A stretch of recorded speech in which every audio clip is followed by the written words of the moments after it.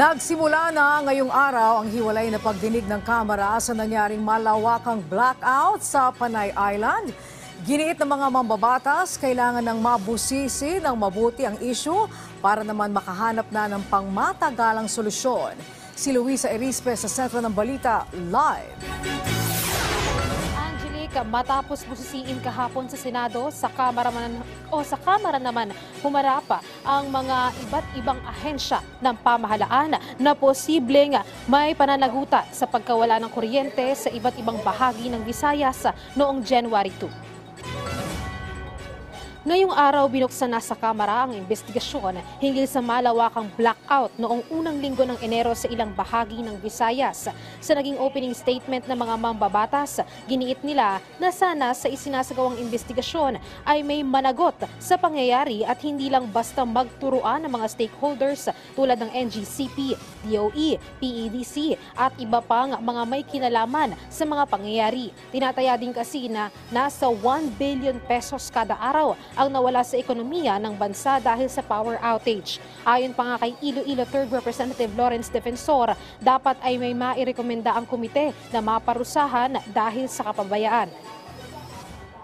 We also want to hear and see and find out from the government agencies, in particular the Energy Regulatory Commission, the DOE and PEMC-ECO, if during the course of the year, during the course of your independent investigation na kayo-kayo lang, meron na ba kayong na-issuehan ng notice of violation, na-imposean ng penalty? Because I can't believe that for a period of almost a year, wala tayong resolution from the government agencies that are supposed to oversee the energy industry. Do not only want to hear explanations from NGCP, but at the end of this committee hearing, we want to see in the final committee report that someone will be held accountable and someone will be penalized for this occurrence in the province of Iloilo.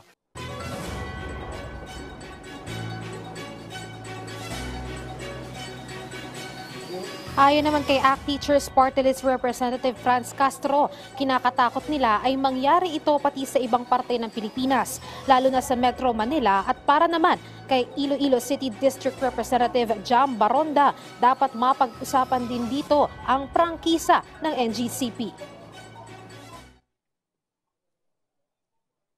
Dapat hindi na ito mangyari dahil natatakot tayo, Mr. Chair, na baka kung ganito yung kalakaran, baka mangyari ito sa Metro Manila and other parts of our country. Considering the power outage misery that we experience, we better take a serious look whether the franchise is being adhered or not. Pagkakataon ng mga stakeholders na magbigay ng kanilang opening statement at magpaliwanag kung ano ang nangyari. Sa statement naman ng Department of Energy, nakulangan anya sila sa impormasyon at agarang pagbibigay ng report ng NGCP sa insidente. Ayon naman sa Iloilo Electric Cooperative 2, hindi lang 2 beses ito nangyari sa loob ng 1 taon. Binunyag ni General Manager James Bolsomo na 3 beses talagang nagkaroon ng power outage sa Panay Island sa loob ng 1 taon. Una ay noong Pebrero 2023 at sumunod na nga ang April 2023 at January 2024. Nang sinabi naman ni Bolsomo na nagbabayad sila para sa ancillary service sa NGCP, hindi na mapigilan na magsalita ni Congressman Salceda at mapagsabihan ang NGCP. They should be in service through the interconnection whenever something like this happens. Yeah. So in short, they cannot provide ancillary services. During that time po, meron tayong regulating reserve. I don't care about what's during that time. Oh, sorry, sir. Kasi because ang context. So, pwede ba pakisoli yung 971 million? Hindi naman pala pwede pakinabangan eh.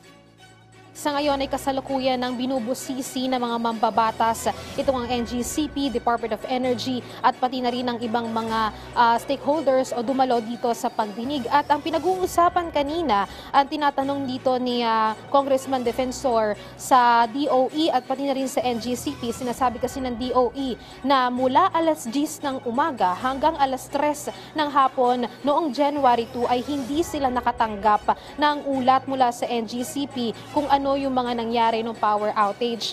Ang kadalasan ay 30 minutes, within 30 minutes, nagpapasa ng report ang NGCP sa DOE kung ano yung nangyayari, lalo na dito sa mga power tripping. Kaya ito naman yung binubusisi ngayon, bakit hindi nakapag-report o nakapagbigay ng impormasyon ang NGCP sa DOE sa nangyaring power tripping noong January 2. At hinihintay ng Kamara na magbigay ng written report ang NGCP hinggil dito. Angelique. Okay, maraming salamat sa iyo, Luisa Erispe.